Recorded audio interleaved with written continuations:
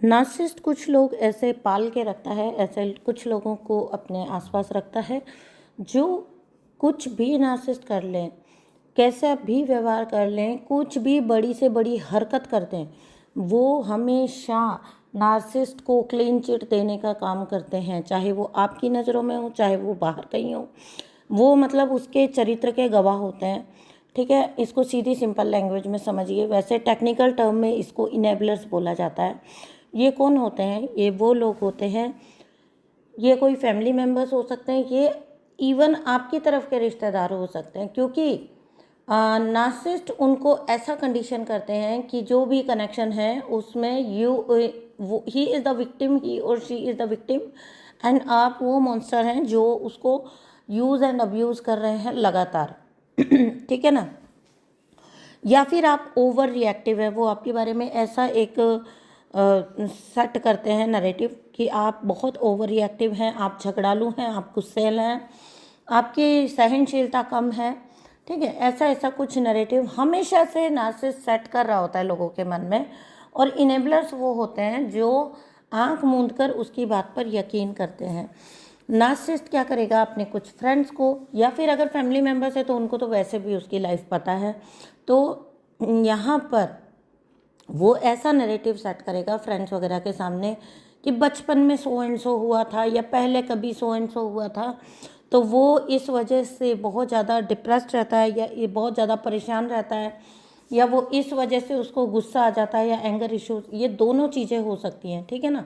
एक तो पहली बात जो आपके बारे में नैरेटिव सेट करता है, एंड सेकंड थिंग वो अपने बारे में नैरेटिव सेट करता है, अपने पास्ट का कोई भी इंसिडेंट हो। इवन नार्सिसिस्ट ऐसे भी होते हैं कि वो किसी कजिन के मरने को, या किसी मतलब अदर रिलेटिव को, दूर का रिलेटिव, वो बोल देगा सिंपली आपको कि मैं उनसे बहुत ज़्यादा अटैच था। रियल सेंस में उसने कभी उस पर्सन को याद भी नहीं किया होगा। ठीक है, अब क्या होगा? इनेबलर्स हमेशा ये सोचते हैं कि नार्सिसिस्ट बहुत सारी डिफ़िकल्टीज से गो थ्रू किया है, और इनेबलर्स वो लोग होते हैं जो आपको बोलेंगे, जब नार्सिसिस्ट आपको अब्यूज़ करेगा और नार्सिसिस्ट को लगेगा कि आप निकल रहे हैं हाथ से, या आप कोई स्टेप ले सकते हैं, या दिस टाइम ये ज़्यादा हो गया, नार्सिसिस्ट को खुद भी पता होता है कि इस बार ज़्यादा हो गया, तो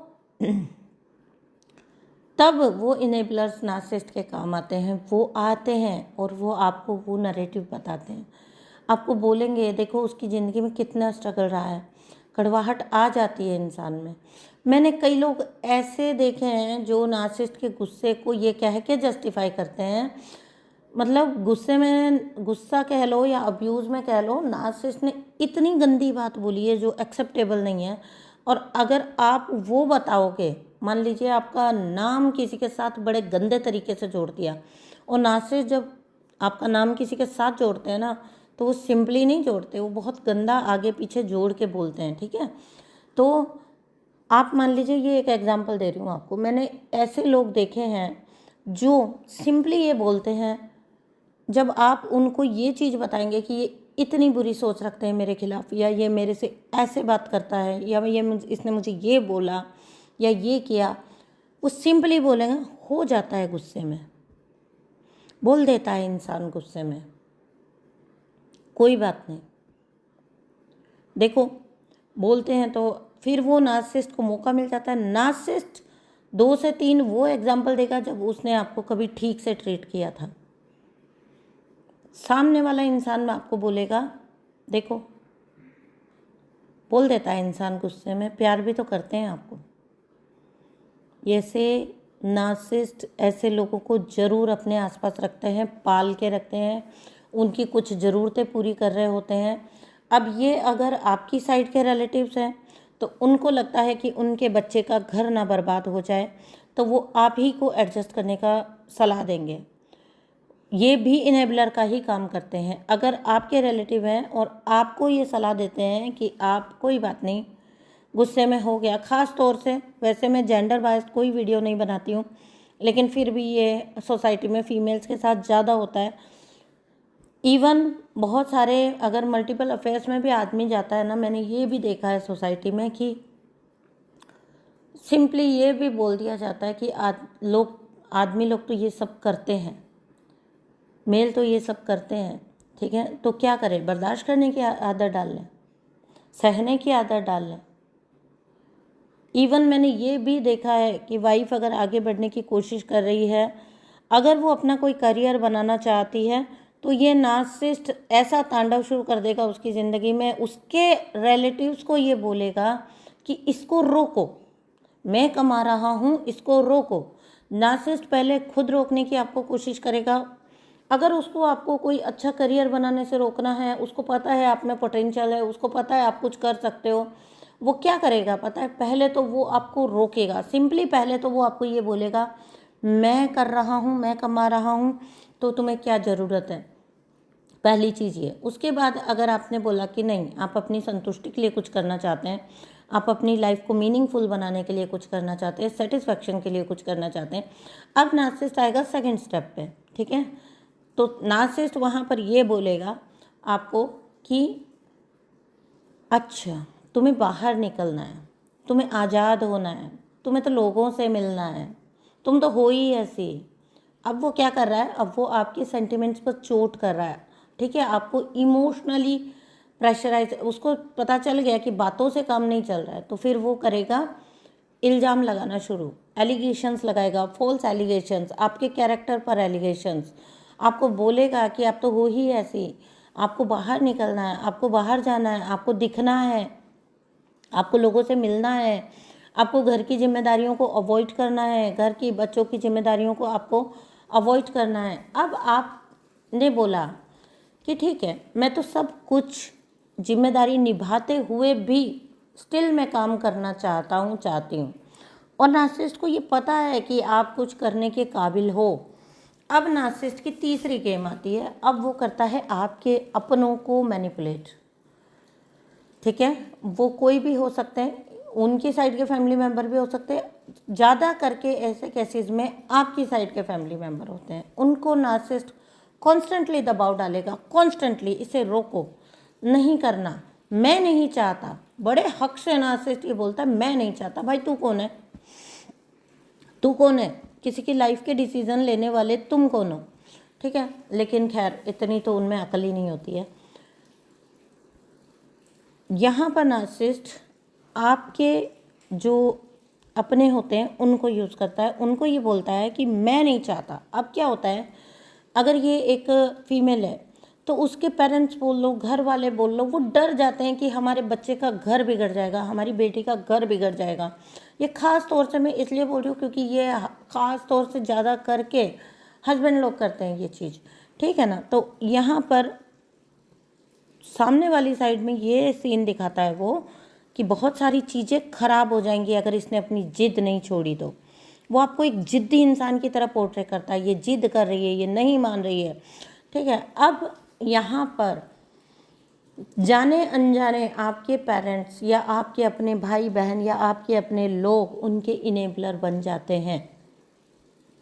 वो आपको बोलेंगे कि तुम जिद छोड़ दो, वो कर तो रहा है सब कुछ, ऐसे ऐसे एक्सक्यूजेस देखे हैं, तुम अच्छा खा रही हो, तुम अच्छा पहन रही हो, तुम्हें क्या ज़रूरत है, आराम से घर में बैठो, खाओ, रहो, अच्छे से खाओ पहनो, उसको करने दो, सभी कुछ उसको करने दो सब। उस टाइम पर आपको मजबूत रहना है। अगर आपको जीवन में सच में कुछ करना है, उसी वक्त पर आपको मजबूत रहना है। एक चीज़ मैं हमेशा बोलती हूँ, एक चीज़ कि अगर आपको नार्सिसिस्ट के अब्यूज़ से डील करना है या नार्सिसिस्ट के घेरे से निकलना है, तो अपना कान, आँख, मुंह सब बंद कर लीजिए नार्सिसिस्ट की तरफ से। ख़ास तौर से अपने कान तो पूरी तरह बंद कर लीजिए, अपनी आंखें भी बंद कर लीजिए, क्योंकि जब आप नार्सिसिस्ट को छोड़ना चाहेंगे ना, नार्सिसिस्ट आपसे माफ़ी नहीं मांगेगा या गिड़गिड़ाएगा नहीं, नार्सिसिस्ट का उल्टा चक्कर चलता है।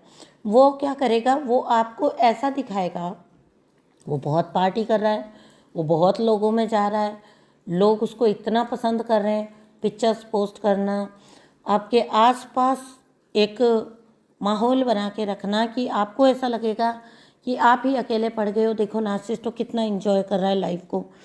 तो इसलिए मैं कहती हूँ कि अपनी आंखें भी बंद कर लो, अपने कान बंद कर लो। लोग आपको आके बताएंगे कि उसके साथ उसको देखा था, वो उससे बात कर रहा है, वो उसको चाहता है, या उनकी लाइफ अच्छी चल रही है। नहीं, अपने कान बंद कर लो।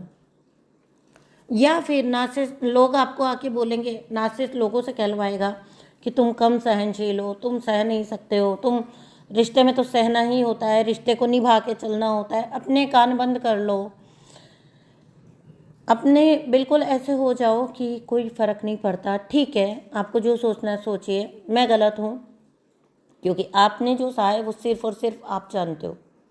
ठीक है ना। उन लोगों को आप स्टोरी समझा नहीं सकते। 5, 10, 20 साल की स्टोरी आप 5, 10 मिनट में किसी को नहीं समझा सकते, 1 घंटे में भी नहीं समझा सकते। तो यहाँ पे समझाना, जहाँ पर समझाना, जहाँ पर बताना, जहाँ पर एक्सप्लेन करना वेस्ट है, वहाँ पर एक्सप्लेन करना बंद कर दीजिए। अपना मुंह बंद कर लीजिए, साइलेंट हो जाइए। Whenever it comes to narcissist के टॉपिक पर आए बात, आप चुप हो जाइए, साइलेंट हो जाइए, साइड हो जाइए। आप देख रहे हैं कि कहीं पर कुछ लोग इकट्ठा हैं और सडनली नार्सिसिस्ट का टॉपिक आ गया, आप वहाँ साइलेंट हो जाइए। आपकी कहे हर वर्ड, हर लाइन को लिटरली नार्सिसिस्ट लोग यूज़ करते हैं और उनके आधार पर आपको और ज़्यादा बदनाम करते हैं। तो ऐसे में कुछ भी बोलना ही क्यों। तो पहली बात, सबसे पहली बात, अगर आपको नार्सिसिस्ट से डील करना है, नार्सिसिस्टिक कनेक्शन से निकलना है, आपको, मैं ये नहीं कह रही हूँ कि नार्सिसिस्ट को चोट पहुँचाना है, वो आपका काम है ही नहीं, वो तो ईश्वर अपने आप ही कर देते हैं। ठीक है, वो आपको अर्जी भी लगाने की ज़रूरत नहीं पड़ती, वो तो उसके कर्म वो खुद ही इतने गंदे कर लेता है कि नार्सिसिस्ट को खुद ईश्वर ही डील कर लेते हैं अपने हिसाब से। उन्हीं ईश्वर की वो पूजा कर रहा होता है और वही ईश्वर उसको सज़ा दे रहे होते हैं। ठीक है, ये होता है। नार्सिसिस्ट बड़ा धार्मिक बन के दिखाएगा। ठीक है, जब आप पूरी तरह से उसके हाथ से, कंट्रोल से निकल जाएंगे ना, और फिर नार्सिसिस्ट को लगेगा कि अब उसका कच्चा चिट्ठा लोगों के सामने आ रहा है, वो पहले से अपनी इमेज वॉश करने में लग जाएगा। वो कुछ सोसाइटी वर्क करने लग जाएगा, वो कुछ धार्मिक कार्य करने लग जाएगा, बहुत ज़्यादा लोगों की नज़र में आके पूजा पाठ करेगा। तो ऐसे में आपको पूरी तरह से ढीठ बनना होगा, क्योंकि तब भी आप मन में किलसते हो कि यार ये कितना ढोंगी है, कितना नाटक कर रहा है, और कहीं ना कहीं कुछ ना कुछ आपके मुंह से निकल ही जाता है। तो आपको अपने मन के दरवाजे भी बंद कर लेने हैं। अपने कान बंद करिए, अपना मुंह बंद करिए और अपना मन भी बंद करिए। आपको पता है ना कि वो ढोंग कर रहा है, और ईश्वर को भी पता है कि वो ढोंग कर रहा है। बाकी दुनिया कुछ भी सोचती रहे, आपको कोई लेना देना नहीं, क्योंकि वो दुनिया आपका घर नहीं चला रही, आपके काम नहीं आ रही। आपके जीवन का स्ट्रगल खुद आप कर रहे हो और आप ही को करना है। अपने जीवन की जिम्मेदारी खुद ही लेनी होती है। तो इन कुछ चीज़ों का ध्यान रखिए। ऐसे इनेबलर से दूर रहिए जो आपको लगता है ना नार्सिसिस्ट के टॉक्सिक बिहेवियर का एक्सक्यूज़ देते हैं आपको, उनसे दूर रहिए। इनेबलर्स वो दोस्त होते हैं या वो फ्रेंड्स होती हैं, लड़के बोल लीजिए, लड़कियां बोल लीजिए, ऐसे लोग होते हैं सोसाइटी में जो आपको बोलते हैं तुम्हारे प्यार में कमी रह गई इसलिए वो बाहर गया, पहाड़ में जाए, आपको नहीं है पड़ी। ठीक है ना। आपको उसको ऐसे ऐसे दोस्त मिलेंगे जो बोलेंगे कि अब तुम उसको अपनी तरफ खींचो, अब हम ये करना बाकी रह गया। हम ल्योर करते फिर हैं ऐसे टॉक्सिक डैमेज्ड इंसान को, हम उनको ल्योर करें अपनी तरफ की। आपको ये सलाह दी जाती है कि आप उनको अपनी तरफ खींचो, आप अपना प्रेम का स्तर इतना बढ़ाओ कि वो खुद खींचा चला आए। ना बाबा ना, ये सिर्फ फिल्मों में होता है, ये असली ज़िंदगी में नहीं होता। असली ज़िंदगी में आप अगर और प्रेम बढ़ाते तो वो आपको और पागल समझता है और बेवकूफ़ समझता है। तो चलिए, हाँ, एक पॉइंट और छूट गया। जब आप अपने फाइनेंसेस का ध्यान रखोगे ना जब आप अपने फाइनेंसेस का, ऐसे ऐसे मूर्ख लोग होते हैं, मतलब सोच के भी हंसी आती है। जब आप अपने फाइनेंसेस का ध्यान रखोगे और नार्सिसिस्ट अपने रॉन्ग डिसीजंस की वजह से फाइनेंशियल क्राइसिस में है, ठीक है, वैसे में ये इनेबलर्स इस हद तक जाते हैं कि वो आपको ये समझाते हैं कि आपका और नार्सिसिस्ट का पैसा क्या तेरा क्या मेरा, आपको नार्सिसिस्ट की हेल्प करनी चाहिए। नार्सिसिस्ट अभी बुरे वक्त में है, आप उनको हेल्प करो। आप ये भूल जाओ कि क्या तेरा क्या मेरा, आप ये भूल जाओ कि ये आपका पैसा है। सब कुछ उनके हिसाब से, नार्सिसिस्ट के जो दोस्त होते हैं ना, खास तौर से ऐसे मूर्ख होते हैं, उनके हिसाब से वो समझाएंगे और आप समझ जाओगे। अगर आप ये मेरी वीडियो वॉच कर रहे हो, आप डेफिनेटली कहीं ना कहीं से नॉलेज गेन कर रहे हो। इन मूर्खों को लगता है कि इनके समझाने से आप समझोगे, तो वो यहाँ पर ऐसे महान लोग भी होते हैं जो ये सलाह भी देंगे आपको कि लाइफ में जब हम किसी के साथ लाइफ शेयर करते हैं तो हमारा पैसा भी एक होता है। नहीं, आपका पैसा कभी एक नहीं होता। नार्सिसिस्ट अपने फाइनेंसेस आपसे छुपाता है, प्रूवन फैक्ट है। मैंने लाइफ में देखा है लोगों को, लोग ऐसी चीज़ें करते हैं अपने पार्टनर्स के साथ जहाँ पर वो अपना मनी हाइड करके अपने आप को हमेशा मुंह लटका के कंगला दिखाएंगे और अंदर ही अंदर पैसा जोड़ रहे होते हैं और घर परिवार और सब जगह आपका पैसा लगवा रहे होते हैं। तो इस चीज़ों में सावधान रहिए, अपनी सेविंग्स खुद रखिए। कोई कुछ भी बोले अपना पैसा नार्सिसिस्ट को दे दो, ये क्या लॉजिक है? वो मैं बहुत सीधी सिंपल सी बात बताती हूँ, मैं तो बहुत स्ट्रेट फॉरवर्ड बोलती हूँ। सीधी सिंपल सी बात है, अगला अगर फाइनेंशियल क्राइसिस में तो वो अपनी करनी झेल रहा है, अपने गलत डिसीजन झेल रहा है। अब उसने पहले खुद के पैसे के लिए तो गलत डिसीजन लिए ही हैं। अब मैं उसको अपना पैसा भी दे दूँ कि ले भाई तू इसको भी ले जाके तेरी अकल के साथ कहीं लगा दे, ना बाबा ना। सीधा सॉरी बोलिए, मेरे से नहीं होगा। कोई बोलता है अरे आप बहुत जिद्दी हो, आप तो समझने को तैयार ही नहीं हो, रहने दो, ये नहीं समझेंगे। हाँ, हम नहीं समझेंगे, ठीक है ना, क्या ही फ़र्क पड़ जाएगा। इस दुनिया में 2-5 लोग अगर आपको गलत भी समझ लेंगे तो आपको क्या फ़र्क पड़ रहा है। आप अगर नार्सिसिस्ट अब्यूज़ से निकल जाओगे और अपने आप को पहचान लोगे, अपने सेल्फ को, तो आई बेट यू कि आप अपनी एक ऐसी सर्टेन जगह ज़रूर बना लोगे जहाँ पर लोग आपको मानेंगे, लोग आपको देखना सुनना आपसे बात करना पसंद करेंगे। तो ये 2-5 मूर्ख छूट भी गए तो क्या फ़र्क पड़ रहा है, इन्हें छूटने दो, इनको वहीं पर जय जयकार करने दो, आपको कुछ फ़र्क नहीं पड़ता। अक्सर जो मेरे पास क्लाइंट आते हैं वो इसी चीज़ से डर रहे होते हैं, वो क्या कहेगा, वो क्या कहेगा, वो क्या कहेगा, लोग क्या कहेंगे, दुनिया क्या कहेगी। उससे पहले एक बार बैठकर सेल्फ एनालाइज करो। जब नार्सिसिस्ट आपको अब्यूज़ करता है तो कितने लोग आपको बचाने के लिए आते हैं। इन ऐसे लॉजिकली सोचना सीखो। इमोशनली सोच के आप नार्सिसिस्टिक अब्यूज़ से कभी भी ना रिकवर कर सकते हो ना डील कर सकते हो।